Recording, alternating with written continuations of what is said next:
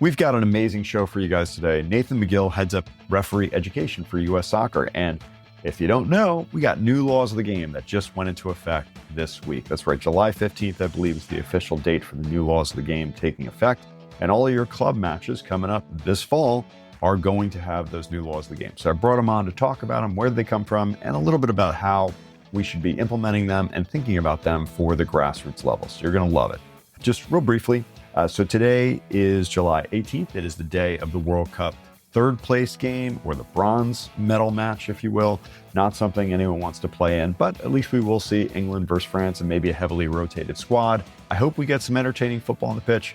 I don't know. Again, for these players, the last thing they want to be doing, they want to go on vacation. They got their club seasons coming up in just the next 3 weeks or so. They want to rest and recuperate to get ready for the grind of their club season. I would say that overall, I think the World Cup has been outrageously successful. My gosh, it seemed like every single match was sold out with some rare exceptions. I think the competition was unbelievable. I think we saw some outrageous endings and some real amazing performances from some nations we wouldn't have expected. I mean, I think Cape Verde is the first thing that comes to mind, and what they did and all that they accomplished. I mean, they were literally putting out LinkedIn ads looking for players to play on that team, which is insane. And to think they went into the knockout rounds of the World Cup is just out of control, and took Spain all the way and Uruguay and almost took down Argentina. It's just absolutely unbelievable. So congratulations to Cape Verde and all the teams that made it to this tournament and how they performed. I will say I'm still very upset. Obviously, I do social media for a living, at least it's part of my job or my livelihood. And just, gosh, the negativity, the conspiracy theories, the absolute hatred directed towards the referees who are officiating these matches, it just brings me down. It really does. I mean, listen, hey, we all know FIFA is a corrupt organization, that bribery and cronyism is just par for the course for them, but it's not the referees. They really kind of live in their own bubble. They do the best that they possibly can on the pitch. They're doing the best they possibly can to manage these very complex environments and very intense games. And that means they're going to allow a lot to flow. The last podcast I had with Alan Kelly, we talk a lot about match flow and how a lot of that upper body contact is just expected at that level of the game. Still images do not tell the whole story, because a lot of times still images are doctored via AI these days. And everyone can make a still image look a lot worse than it actually is in context of the actual game. So that's been a little bit of a bummer for me. I mean, I shouldn't be surprised. It happens in club football in addition to World Cup football. People believe that the referee is biased based on their national origin or maybe their past history officiating different matches. Dude, referees at the international level are kind of just like us at the grassroots level. They just want it to be safe. They want it to be fair. They don't want to be the stars of the show. They'd love for the players on the pitch to determine the outcome of the matches. Yes, they'll step up and be there for when the big moments come. But for the most part, I mean, they're just trying to be facilitators. That is it. They really don't care who wins or loses. And that's the absolute truth. I wish more people could appreciate that. I wish we could have open, honest dialogue as opposed to arguments over social media. Social media is designed to make people angry. My videos, the ones that get the most views, are the ones that are most controversial.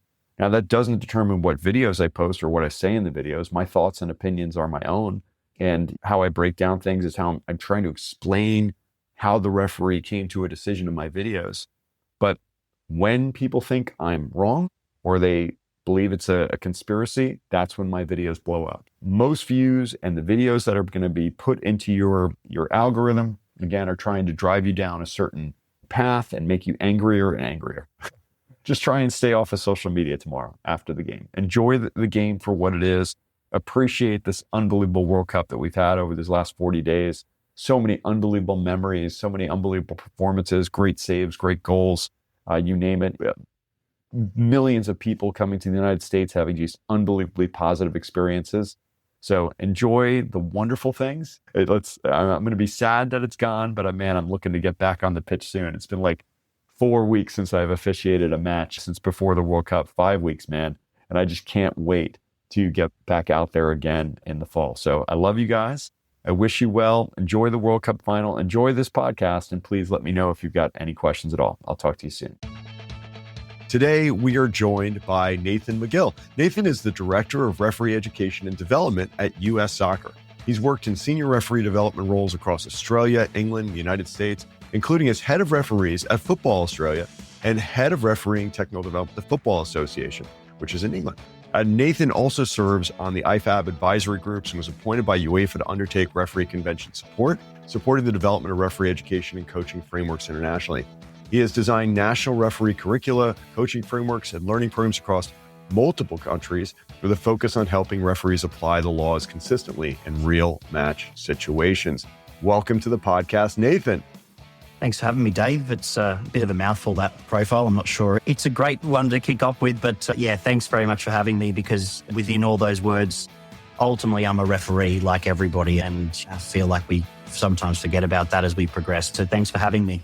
Well, I mean, I would say it sets the foundation. Again, a lot of respect for what the Football Association and the Referee Association has done in England. I also know there's a really strong association in Australia as well. And the fact that, again, you're developing that training curricula for all levels, right? It's not just about the elite, those national referees that we're hoping to go pro, but again, really thinking about that grassroots referee and what their year 1 to 3 is like. And even for me, who might be in year 12 now, I'm still trying to learn and grow. And man, we're coming together today to talk about all these changes coming to the laws of the game, but it's important to think about how we get laws applied in real match situations at every level of the game.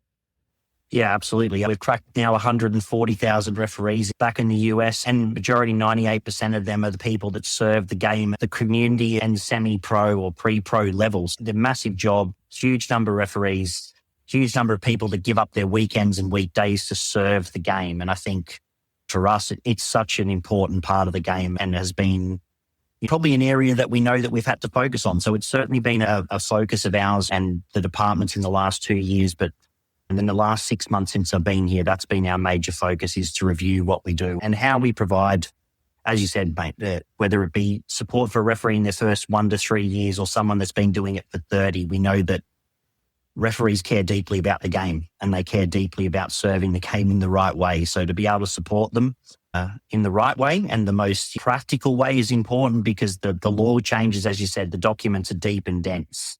Yeah. So we need to make that really practical and easy to understand, that when you're dealing with the pressure on the field, how to apply it, and you can feel confident and really ultimately do whatever we all do, which is enjoy what part of the game, which is referee. Yeah. I know you and I, before we hopped on the pod here, we were talking about World Cup. I'm actually, for those who are listening to this podcast and not viewing it on YouTube, I'm wearing my Dutch Cody Gakpo jersey. I just finished Orange Theory this morning because I had to work out the pain I was feeling last night after their horrible loss and drinking an orange mango body armor. And a lot of people are wrapped up in World Cup right now and how exciting it's been and what a wonderful tournament. But tomorrow is July 1st. And as you know, and I know, the new laws of the game for 26-27 from IFAB, I believe they go into effect in July.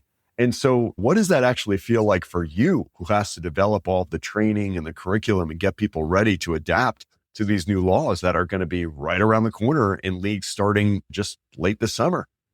A couple of years are always exciting years, not only for a football fan perspective and watching teams getting engrossed in a home World Cup, which I think, as you said, Dave, is one of those things that how can you not love what's going on around the country now? People are excited about the game. There's a huge potential for the game to grow, and it means more referees are needed, and it means more referees are going to get involved, and that's really exciting. But the other thing we're seeing is the laws of the game unfold live, which only happens every 3 years, roughly, with the off cycles of men's and women's World Cups, as you'll see them played as they're coming out. To be ready was hard. Like, it's not hard for 1 July because you can write the theory, but to make it practical, grounded, use live examples so referees know how to plug into what's happening. This is the best time because we're seeing it live unfolding and referees applying it in not only the best of the best is now. And we've seen referees, I think, at the World Cup do a super job with that. More ball in play time, and the laws are having a positive effect. You can see that already. it doesn't mean it's without its challenges for grassroots referees. And that's what we need to be ready for, is how we're going to help people who don't have the luxury of 18 cameras to do this and the rest, to how they can practically apply it and know that it's going to take some time for us to get used to it, because fundamentally there's some big changes coming or are about to land tomorrow. Oh, absolutely. And we're going to step through them all on this podcast. And I know for the World Cup, obviously, we're dealing with the elite of the elite referees. They also got to come together as a group down in Miami and have a week of training camp before the first games began. And I'm sure they were doing lots of webinars and communication before that as well. So they were getting briefed and they were watching videos and they were actually participating in field sessions, getting them ready to implement these new laws. But just as you said, I mean, there's some really massive changes that have happened just around the whole idea of time wasting, or creative time wasting within the game. That has been a long time a big issue and complaint for everyone. I mean, no one likes to see games where players are gaming the system, slow walking to go for a goal kick, slow walking for putting in a throw and whatnot. And, people going down on the pitch when they're not really injured and wasting time that way. We want to see the game decided with the ball in play. But on the flip side of that, there's a lot more that a referee needs to be thinking about to be able to implement these changes. So of all of the new law changes that are coming in for 2026, 2027, what are maybe the top one or two, the biggest things that you think referees need to familiarize themselves with and be ready to implement on match day one when they start up their seasons coming up late this summer and into the fall? Yeah, there's probably a couple ones that are really going to impact grassroots refereeing, in particular the grassroots game. So the big thing for me here is referees need to probably really, and what we try to do is chunk them down into easy to digest areas. You see US Soccer produce its Laws of the Game practical advice, which is now available on the website. So that's already out, ready to go, and it's being updated live. Wait, hang on. Did you say US Soccer's Laws of the Game practical advice? Yes, we've got a document out. I saw that last year. I did not know that there was an updated one this year. Yeah, so we beat everyone to the punch because everyone's excited by the World Cup. Put it onto the website. We've slowly dripped out communications to states and to referee associations to know that it's live. So we've got a full practical document there now with videos and voiceovers and practical guides to be able to help referees be ready. Laws of the Game changes 2627. It's right here. And for those who are listening, it's this US/Laws of the Game changes with a hyphen in between Laws of the Game, each one. And it's right here. There's a document, 48 slides, ready to go. Yeah, it's ready and we want people to use it. The more people that get onto it. And this year we took what the team did last year. We took on board feedback from all of our stakeholders that said they want it easier to understand, more visually, aesthetically cut. And I think that the document presents really well. I think it's really easy to understand. And I think for a referee to be able to have that in your pocket, online on your phone, you're going to be in a really strong position heading out to your games. I love it. Why don't we go ahead and step through it then? Let's do that. I mean, I had a bunch of questions about all the law changes, but I'm right on slide 7. The first section is maintaining match tempo. So before I even ask you about the individual law changes, what does maintaining match tempo mean to you?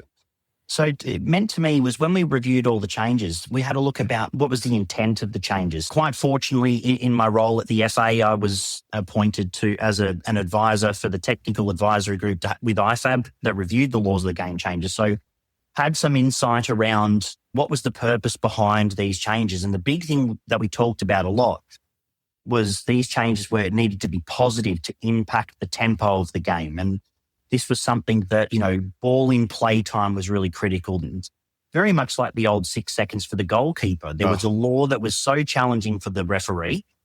And I think the straw that broke the camel's back was there was a game, I won't reference where in particular, but it took 3.5 minutes to get the game restarted. And at some point you have to go, the rationale for the change is to get the ball back in play and let's say the punishment, but the punishment has to be effective to be implemented.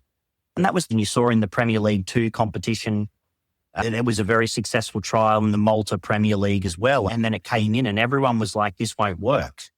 And it has worked and it's worked quite effectively. People Correct. like change when it's their idea to change. People hate change when it's someone else's idea to change. These things are all positive changes without a doubt, and people should embrace them, but people hate change. So you're going to have a lot of naysayers on everything. Oh, we shouldn't be doing this. This is stupid. It's like, no. This has been thought out to improve the game, to address one major drawback of the game. And yes, it's going to take time for people to adapt. But just like the 8-second for goalkeeper control, which came in last year, which was all of a sudden a really big change, dude, by the third or fourth game, like everyone got it. And literally, just a little word at pregame check-in with the goalkeepers, it was all good. Everyone got it. You start that count, boom, they release. Yeah. Calls this past year for corner kicks for an 8-second, because, again, you talk about it in pregame, you're loud with your count, everyone knows what's going on, and everyone just adapts. So yeah, it's a thing. Now, I do want to say one thing before we get in. So you mentioned the whole idea of 3 minutes to start a indirect free kick when someone called a for the 6-second. Yep. Okay. So one thing though that I have noticed, and it happened at this World Cup, there was a goal kick, and we're going to talk about the goal kick in the count, that became a corner kick.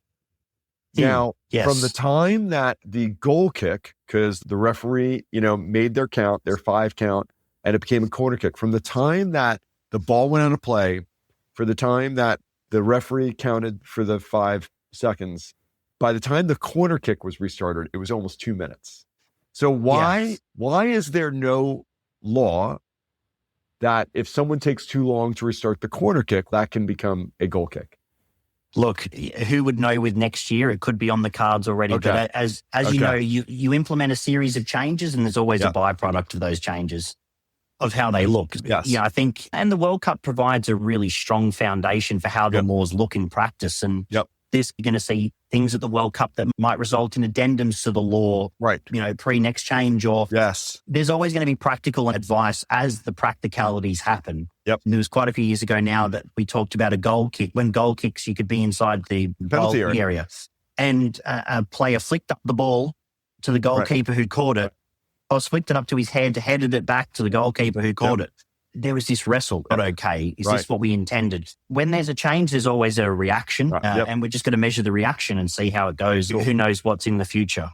All right, let's talk through them. So on the speeding up the tempo of play, there's slow restarts, which is a source of lost time, delaying substitutions, and then feigned or extended injuries. So let's talk about each one of these. And I'm going to go slide by slide. Slide 7 here is the throw-in 5-second countdown. So talk to us about what was the situation previously, when someone was taking a long time in a throw-in, and then talk to us what's new for 26, 27, how and when it gets implemented. So it was one of those things that there was probably no recourse for the referee except for a yellow card in the past, right? So the referee had no real control to get the ball in play, had to manage it. All the pressure was on the referee to determine what was an appropriate time and not an appropriate time. Right. That gives a prescribed time, 5 seconds. Everybody is aware of it. So it's not on the referee to have to manage it. This is always going to be the part with refereeing, is that when is the 5 seconds start? When does that 5-second count start? And we've seen some really good things from the World Cup. When the referee is satisfied that the ball is in control and can be thrown in, you'll hear them blow the whistle. Bang. And then the players know that's when 5 seconds starts. And we saw it early in the group stage, a couple of overturned throw-ins, but since then it's been so few and far between because the referees have been really clear. It's big thing here is the referee now has not the sole responsibility to put the ball in time, but has shared responsibility with the players on the field to know what the time is. And more importantly, can take action which doesn't result in always a yellow card. Right. So it's giving the throw in to the opposition, which in an attacking situation, if you're throwing in defensive throw in and you're now giving it to an attack, we know long throw-ins are now as critical as corners. So again, puts the onus back on the players to play within the spirit and the law itself and be able to execute it. Now, what you specifically mentioned, when the thrower has the ball, in their hands and is able to throw it. Now, it doesn't. Now, there was some videos that circulated online with some players like, oh, they cracked the code on how not to have a 5-second count because they just didn't pick up the ball until their team was positioned already, and then they picked it up, and then the 5-second count began. There is nothing in it that says that they have to have the ball in their hands for a referee to start this count. It just means that the referee feels that they're unfairly delaying taking the throw in for their team. So they could have the ball at their feet. The ball could be 10 yards away and they're just standing there, not moving towards the ball or something of the nature. It's just if the referee feels that they're unfairly delaying the taking of the throw in, that then we begin the procedure to start that 5-second count.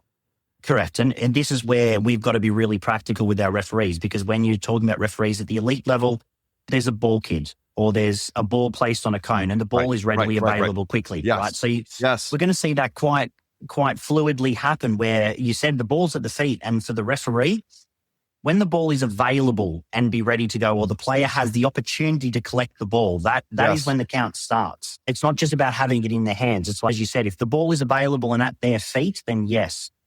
If in a grassroots game, the ball's kicked 3 fields over, we probably can't really start be hammering players for 5 seconds at this point. So, dude, I love that. It's practical refereeing. Yeah, so the ball has to be available, right? It's not just about in possession, but the ball has to be readily available, easily able to be retrieved would be another bit of advice I would give grassroots referees. So as you said, the ball's 5 yards away and everyone just looks at each other like, okay, we're 1-0 up. It's 10 minutes to go. Let's pretend we're not going to pick the ball up.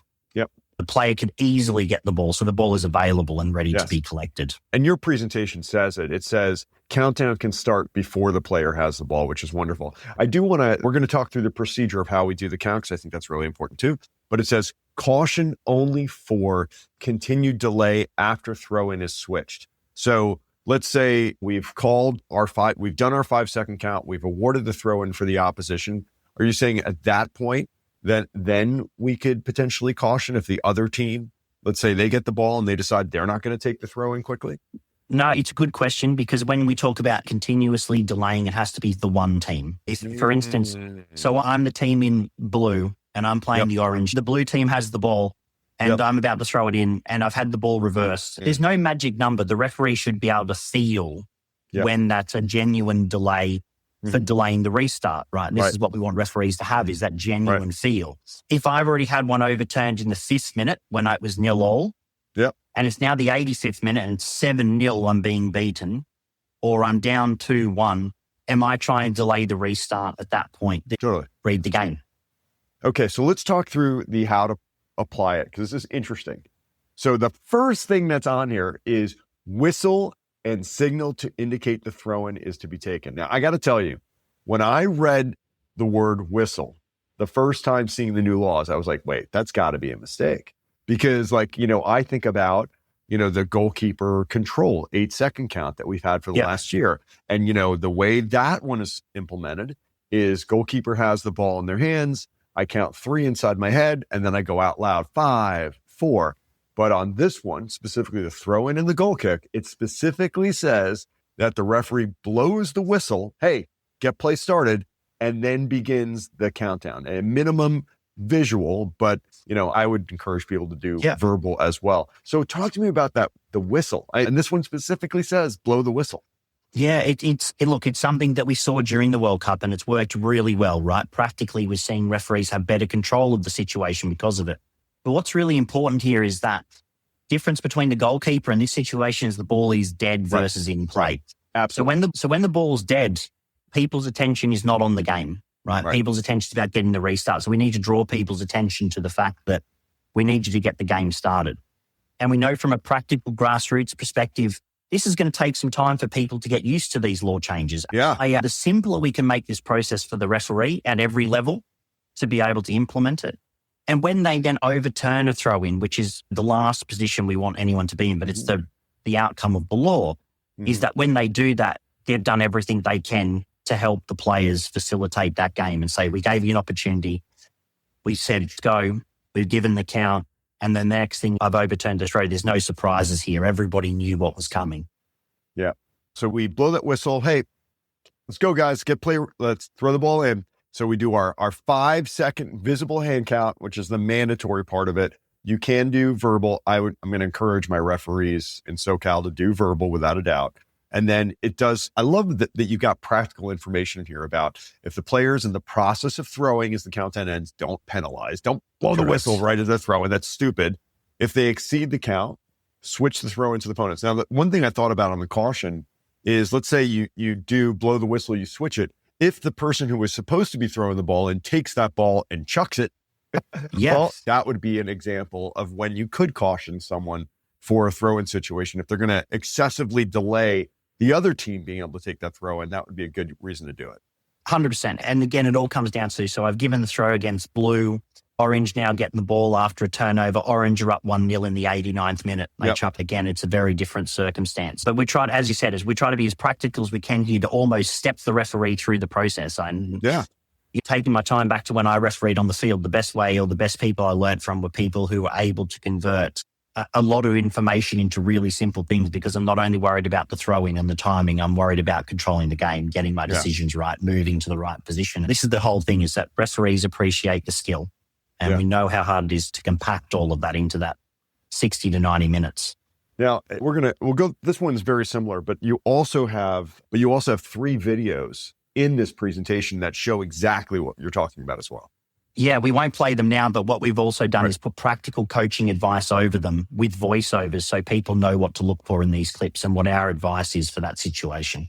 So we talked about the throw-in, goal kick, same thing, 5-second countdown. So again, when we feel that a player is excessively delaying the restart on that goal kick, we can start the countdown when the ball's available, all that kind of stuff.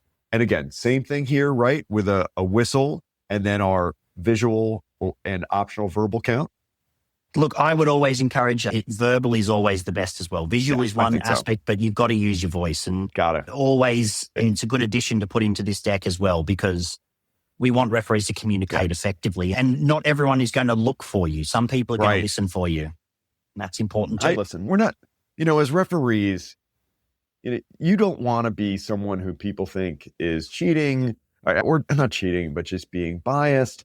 It's all about safe, fair, and fun. The fairest thing you can do is just make sure everyone knows what's going on and the call that you're making. And by using your voice, you are clearly telling everyone what's going on. You've got a count going and they hear that. It's on them to release that ball. It's on them to get it back in play. Just don't put yourself in a situation where people feel like you didn't give them a fair shake. That's one thing that's really important here. Is communication is key, no matter what you do in life, right? It doesn't matter whether you're refereeing or ordering a coffee. You've got to be able to communicate effectively. Otherwise, you don't get the outcome you want. So the interesting thing about this one is, rather than, obviously, you're not giving a goal kick to the team. If the goal kick, you've done your 5-second count and you complete your 5-second count and they haven't restarted play, this becomes a corner kick, correct? Yes. That's interesting. I would tell you, this is another one where we're going to see some massive changes to the game. And I hope coaches out there are coaching their teams. So one thing, let me throw you a scenario, Nathan. Yeah. Okay. So I'm a goalkeeper. My son's a goalkeeper. But a very common thing for a goalkeeper at the end of the match is you put the ball down as if you're going to play the ball short on a goal kick. You look around and then you're like, everyone up. And you're waiting 20 seconds at least for everyone to get up the pitch. And maybe you take the ball from one side of the goalkeeper, the goal area, to the other side of the goal area. I would say to referees, like, hey, no, that's a time wasting tactic. When they 100%. put that ball, they get that ball and they're ready to start play, you start that count. And if they decide, no, we're going to push everyone up, you better get that ball in play, kid. Otherwise it's going to be a corner. That's the actual intent of the law. Intent of the law is to stop that type of action, right? To stop that purposeful delay. And there are going to be tactical changes in the game where we don't want to make the game sterile either, right? Yeah. Where there are going to be times where you go, I'm going to take this short. Okay, there's pressure. I'm going to push them up. That's great. But you've got a time limit in which you've got to make that decision. That's right. The old get the ball on one side, put it down, run behind the net, put it down on the other side. I think we've seen in the World Cup, those days are slowly phasing out, right? We're seeing less of that. That's great. We've seen a couple of corners already, and we've seen then goal kicks after that corner come inside the time frame. Yeah. All right. Well, we've discussed 2 that I think are easy and I think are great, for us to do. Now we're going to get into a little more complex for a grassroots referee. Substitutions, 10-second rule. So it's one thing, like at the World Cup, not only do they have a fourth official, they got a fifth official. Yeah. They got two referees working boards, managing subs, who's coming off in 10, all that kind of stuff. Help me understand how you envision this being implemented at the grassroots level. Yeah, look, I think this is a really big one for us to get right practically because, as you said, professional game, it's easy. The board goes up, that's when the count starts. So the advice we're giving to referees, and I think it might be even in the next slide on slide number 17, there's so for referees, it's from the moment you signal for the substitution, right? So we also appreciate that in grassroots football, you're going to have players who are not necessarily understanding they've been called for a sub, right? So this is where you need a degree of flexibility. You need to understand the game, need to read the situation. But once a player clearly understands they've got to come off, that's when the count starts. And that's when the referee has to manage it because, as you said, in the grassroots environment, there's no fourth official. Yeah. The referee has to manage it. And we've also got some other regulations in certain competitions we need to be conscious of, is that some states don't want players going off on the far side where the parents, they want them to go. So again, this is all going to be part of navigating these changes. And our advice to referees in the new course, which will include all of this, which is being revamped as we speak ahead of tomorrow as well, is very much talking about this is where we need a degree in understanding the game. We need to be able to read a situation, go, this player cannot go here, so I can't make him go there for the sake of the 10 seconds. I need to move him this way. And I need a degree of flexibility. I might need to start my count 1 or 2 seconds later once that all happens to make it realistic. Of course. You just need that split second to be able to say, for the spirit of what this law is written for and the spirit of the game, this is how I implement this law change. So I just want to make a little comment because I know you're on the committee of IFAB. I was. But, just little summary now. We've got a 5-second count for goal kicks and throw-ins. We've got an 8-second count, which is 3 silent, 5 out loud for goalkeeper control. We now have a 10-second count for subs. Was there any conversation about trying to unify these things into everything being 8 seconds? It's in futsal, you got 4 seconds for a kick in, you got 4 seconds for goalkeeper control, subs for them, it's free flowing. So it's a little different. But now we're asking grassroots referees who, again, don't have a fourth official manage that. Was there any talk about how, just the challenge of managing that at grassroots, and should it be unified? Yeah, that was probably one of the best parts of the role that I had, is that the FA had a person that oversaw the professional game in Howard and his role on the technique. But part of my lens was trying to look at it as grassroots level and how that impacted the IFAB nations from a grassroots perspective, in that advice, easier to implement. But then we had to look at the practicalities, and the team did a lot of work, both in domestic elite level competitions and some in domestic grassroots competitions, to have a look at what the practicalities were of the impact. And from all the trials and the feedback from the referees involved in the trials is, yes, ideally you've just got one number you remember, but then you've either got a situation where throw-ins, you've got too long to take the restart, which then doesn't become a practical law change, and becomes probably the old 6 seconds of what we've just changed, which was a change that wasn't practical. And then if you go to 5 seconds for a substitution, you've got a lot of players sitting off for a minute because, again, it's not practical, it's not fit for purpose. So it was a conversation, but again, the changes had to be around what was best for the game and keeping the tempo, as we talked about at the beginning, flowing. Yeah. So let's talk. You talked about one thing on the backside of this. This is very important that I don't think it's in your deck. I think you're going to need to add this here, because you've got injured player off the field 1 minute, but you need to put that onto the substitutions thing. So if someone doesn't leave the field within that 10 seconds, let's say they've taken too long, they're lollygagging off the pitch when that you've said, hey, they know they're being subbed out and they take too long. So what is the penalty, if you will, if they don't get off the field in 10 seconds? So what is the consequence if someone does not go off the field in 10 seconds?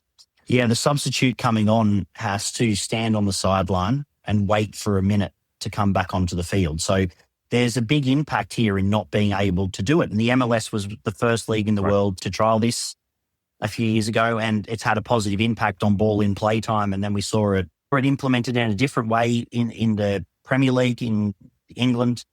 And this is now the byproduct. And I don't think we've seen too many of these during the World Cup because the players know that minute has such an impact on the game. Huge. A minute with a player less, it has an impact on any team at any level. So this is one where people would argue, does the outcome fit the action? But I would say here in this case, it's one of those ones that it is because it's having a positive effect on getting the ball back into play. Yeah. It's a massive flashpoint. I mean, we've seen it for years upon years. Number goes up, they start hugging everyone, they start clapping the fans, they slow walk across the field. Then you get an opposition player who wants to push them off the field. Then they get in a confrontation. Now I've got a situation where I might have cards. I got the ball still out of play, and it takes a minute or more, a minute and a half, to get this person off the field. And that's not what we want. We want the game decided with the ball on the pitch, and that's what sold them out. Like in England, I know when someone's been sent off for dissent and they're put in a sin bin, well, there's a 10-second time that they have to be off the field before they can come back on. And that's an amazing thing in England. Would love to see that here in the United States too. But I will say, for now, like we've got a situation here where referees are going to have to mark that in the, 68-30, this player didn't come on in, and they're going to have to keep track in their mind that it's 69, after 69-30, then the next stoppage, they can come back into play. I mean, that's a lot to remember. And if we're realistic, this is why we try to build these things, because we know this is not going to be an easy change for refs. This is and referees are going to have to, we can give a suggested template on how to manage it, but I think it's one of those things that referees will find their way on how they best manage it, and they'll come up with a system to track it. But in the same time, again, as you said, do we expect that everyone's going to get this 100% right in the first few months? No, it's going to take some time for the game to adapt. Okay, I'm a little confused on one. I just want to double check. Yeah. My understanding of this player off field for a full minute is that they have to be off the field for 1 minute, running clock after restart, and then they have to wait for the next stoppage of play to come back on. Correct. Is that okay? Because on your slide, I see off for 1 minute, a player remains off the field for 1 minute, running clock after the restart, re-entry from the touchline if ball in play, any boundary. That's something we can definitely add because we want this to be practical and workable. But that's a good point. Really good. Because it's a huge deal because it's not just 1 minute.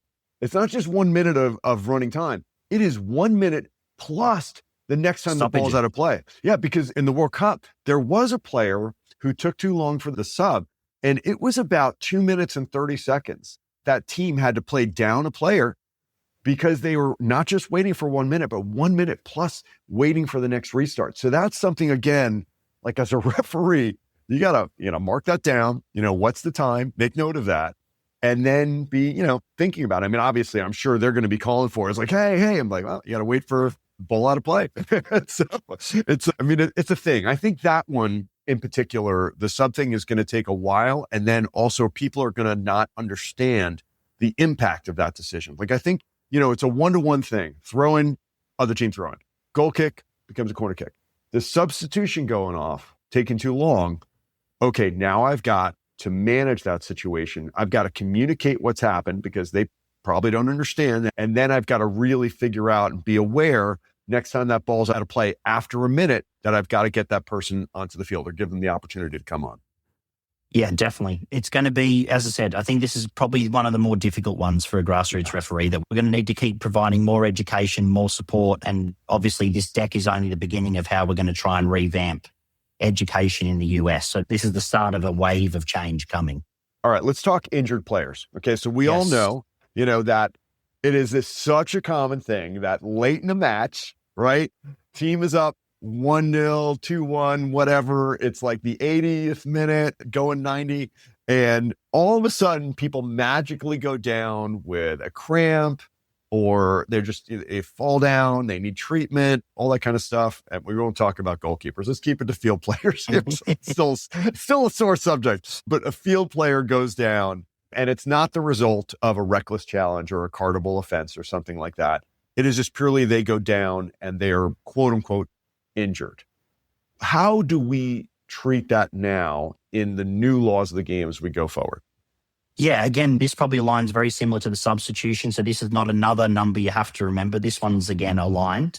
So it's very much once a player is treated or assessed on the field of play, and the both are important to note here, is that some injuries require treatment.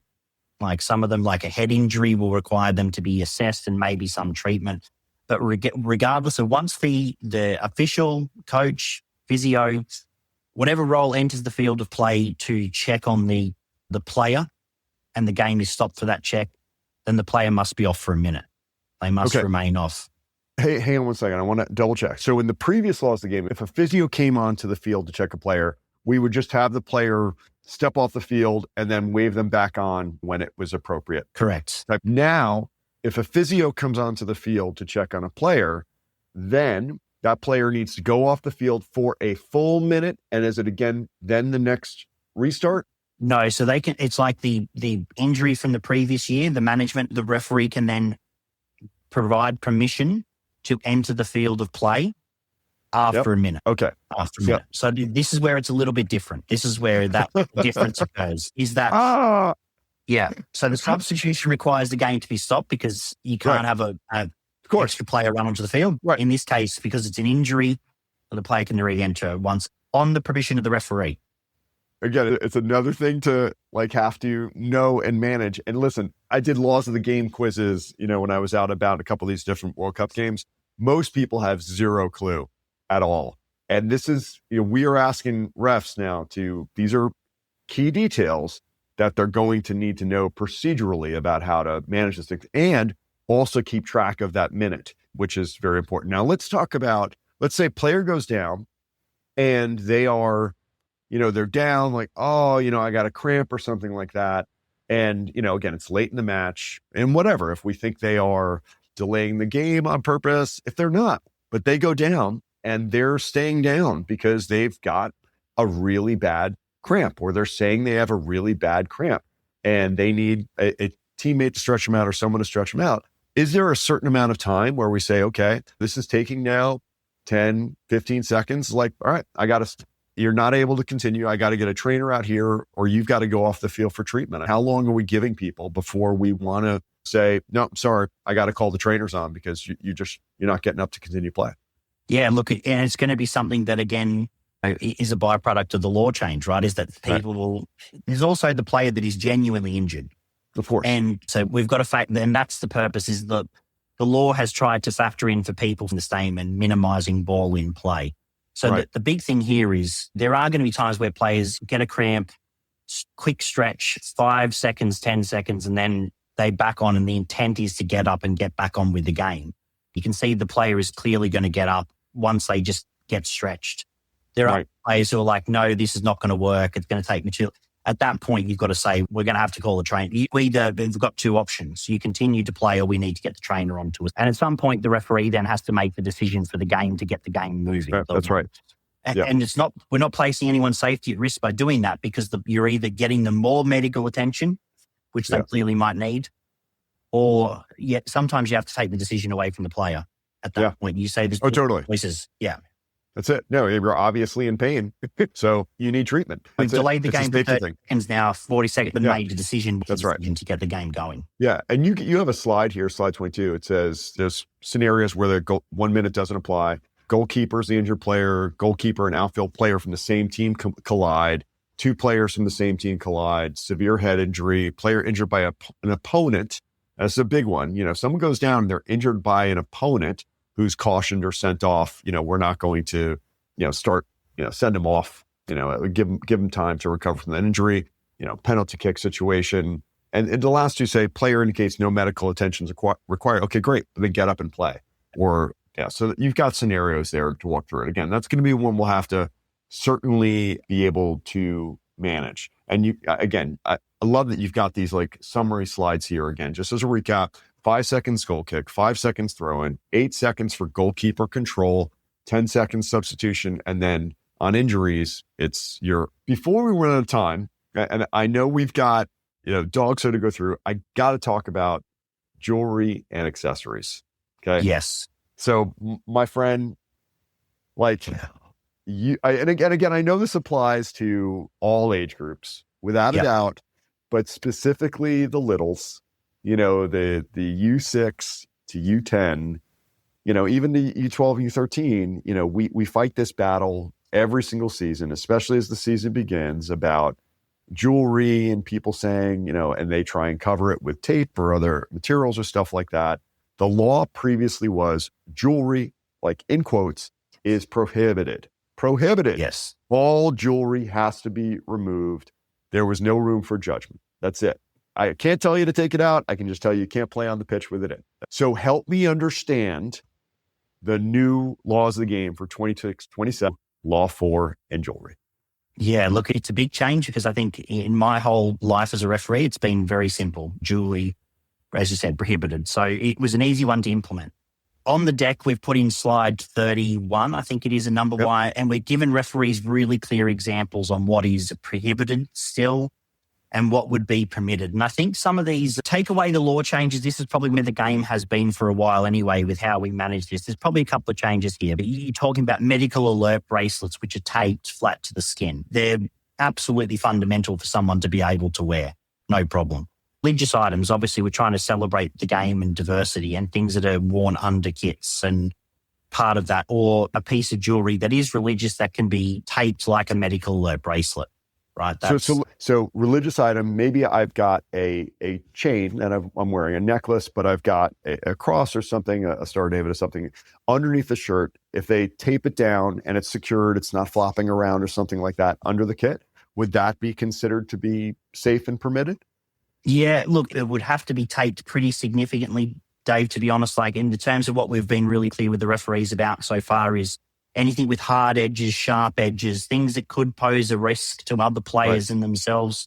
Referees still have the ability to make the decision that this is not safe to play. And I think that is one thing in the law, that while the law has jewelry versus, ultimately the referee's decision on this is still final. So we want referees to use this guidance when they can. And where we've gone prohibited examples, you've got rings, bracelets with stones, prongs or hard edges as an example, or necklaces and chains that cannot be covered safely. It's an additional decision the referee needs to make pre-game now. Yep. But ultimately, again, the priority of any of this change needs to be the player, both the player wearing and the player playing against the opposition, that they're safe. So a couple of things on here: the soft fabric or rubber wristband, no hard edges. Just I've seen people have that. It's fine. Smooth wedding band. So finally, I don't have to feel like a evil person because I can't get this wedding band off. But just cover it, but not a wedding ring like an engagement ring with a big stone that could be sharp on top. Just a smooth wedding band. Or like for a guy or a woman, if you've got onyx ring where you've got a big black stone in it, things are still dangerous. Let's go over to the prohibited examples. Earrings or studs, including taped over earrings, prohibited. Prohibited. Yes. Dude, that is huge. I thought that it was going to be, as long as they're covered up with tape, whatever, that was going to be fine. But you have specifically called out earrings or studs, including taped over earrings, correct? Yeah.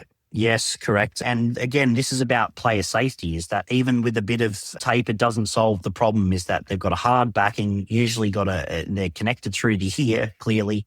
There's all these risks to player safety, for the player wearing them most importantly, but possibly for the opponent.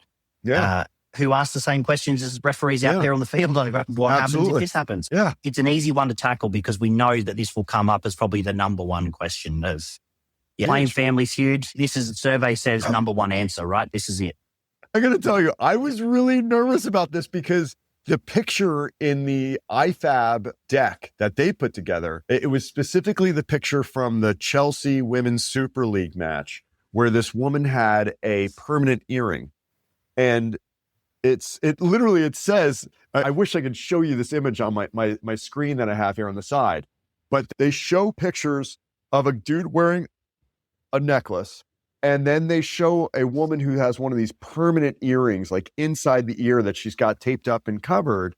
And it's like, that was the one that they used for explanation, but they didn't say what is and what is not approved. And so I was really worried. I was like, oh my gosh, we're going to have people showing up with all sorts of earrings on, and some referees are going to allow it and some aren't because there's no clear guidance. But you guys have specifically called it out. Earrings or studs, including taped over earrings, prohibited. Done. Correct. That's it. It was A couple more here, and I know we're coming up on our time, but rings or bracelets with stones, prongs are prohibited. And then it does say necklaces or chains that cannot be safely covered. So if you see that flopping around or something like that, and something's moving or exposed, again, it's got to come off, or it's got to be secured before you can step on the pitch. It's again just a bit of common sense, I would say, but it's about the player's safety ultimately.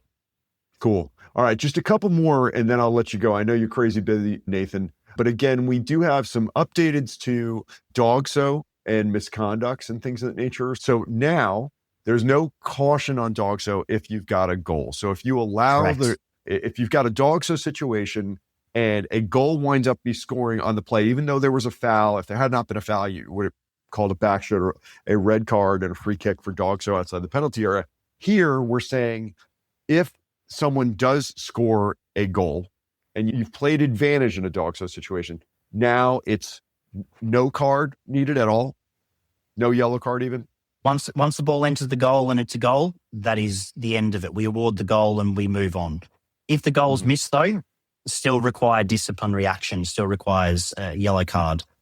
And ultimately, if the challenge then becomes above and beyond the threshold of reckless into serious foul play, the referee still has to take the right decision.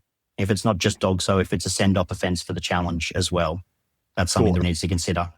Yeah, and now our DOGSO acronym has gotten updated on what we need for DOGSO, the decision framework. It used to be 4 Ds. Then we went to 3 Ds and a C with distance, direction, number of defenders likely to control. Now it's D, D, D, C, and attackers.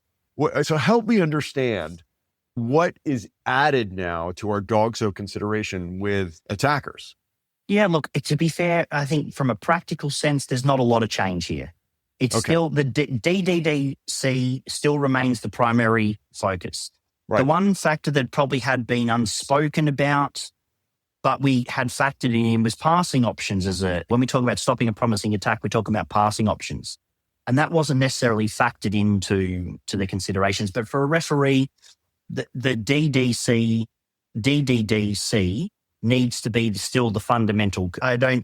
I think this is an additional clarification. I don't think it's going to be a change in how we apply or interpret DOGSO, to be honest. I think it's going to be one of those things that it's a tidy up of the law as opposed to a fundamental change. I was confused. I didn't understand. I was like, what is that? Obviously there's an attacker because they've got the 3 Ds and a C. It's impossible to have it without it. So that was a thing. I know there's a couple of things, but I don't want to just overwhelm everyone. I think those are the biggies. There are some other things. Oh, okay. We're going to talk about this. We got to ask. Body cameras.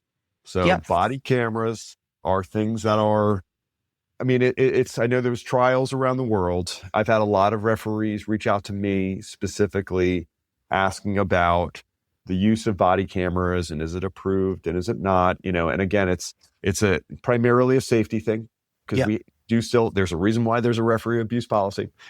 And it's also hard, when you do experience these situations where you have been abused, remembering exactly what was said and by whom and stuff like that's a big thing, which again, having video, first person POV, we've seen the ref cam in the World Cup and how amazing that is. We'd love to get that too. So body cameras, there's some language in the new laws that talk about it. What is U.S. Soccer's position on body cameras?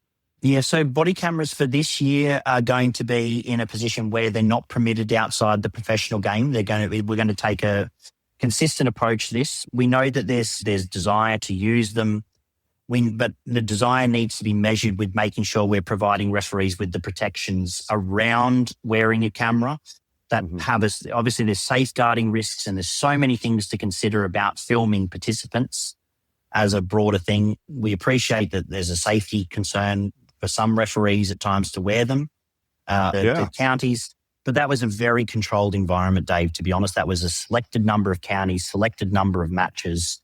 The whole country didn't wear a body camera, if I was honest. It was about 100 out of 40,000 referees that had a camera.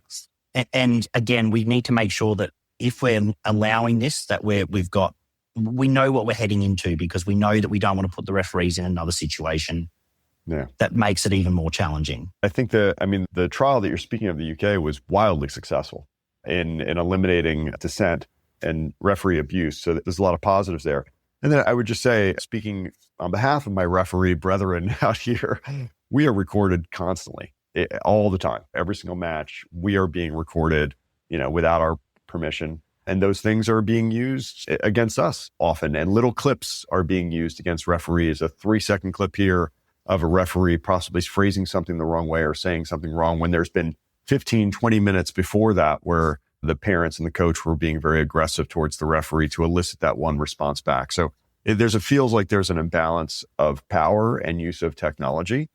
And that's kind of the rub. I totally get control of the video. We're dealing with minors and all those types of things. But there's definitely reasons why people want them to be able to use them, without a doubt. Yeah, definitely. And to get to that point, we've just got to make sure we do enough due diligence to make sure we're not putting referees in a worse position. Because the worst thing we would want to do is have referees in a worse position than... Yeah, no, 1,000%, man. So the very, very last thing, it looks like only the captain, we've seen it in the laws of the game the last year. It's still not a requirement. It's up for leagues to determine to implement this year, that protocol, and only the captain. Look, our position from US Soccer, we're going to work with our members and our stakeholders. Our position, we'd love to see only the captain become a permanent feature from this law cycle, not waiting another 12 months.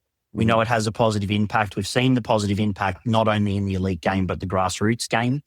And ultimately, it should just be another tool for referees to use on the field to help manage control of the game. And I think this is the big thing, is that the selling point to our members is going to be very much that this is just another tool for referees in which they can manage, control, and not have to go down the route of disciplinary sanctions all the time. This is another tool in the kit. But it fundamentally has worked, whether it be UEFA, FIFA, CONCACAF. Yeah. We're seeing it work across the globe. And it just makes sense for us to bring it in. Yeah, 1,000%, man. Nathan, I got to tell you, all of these things I think are coming from a good place. With all these changes, the updates regarding match tempo, accessories being clarified, again, that's wonderful. And again, anything that protects the match officials is fantastic. I will tell you, I think every league needs to take notice.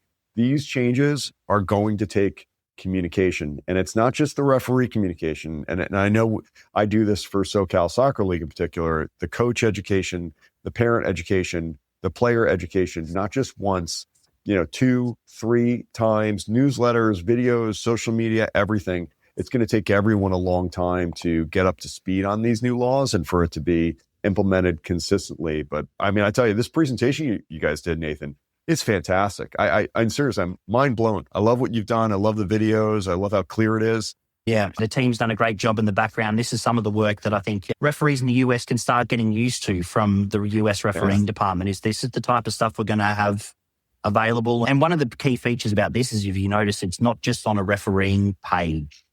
It's on the US Soccer main page under Laws of the Game. It's available for everyone, leagues, clubs, coaches, administrators, refs, doesn't matter. Everyone should get their head around the laws of the game because it impacts the experience for everybody. And to coach and to guide and to play the game, you need to understand the game. This is why we've made this tool so readily available. But as a sneak peek to everyone watching and listening, there's a very small sample of what's coming. I think referees are going to get more training, more education, and more practical advice to help them do their jobs however they want to do it. So it's an exciting time. Part of the reason of coming here and joining US Soccer was about the vision, the future, and what we could do. And I'm actually excited what I'm seeing in front of me at the moment.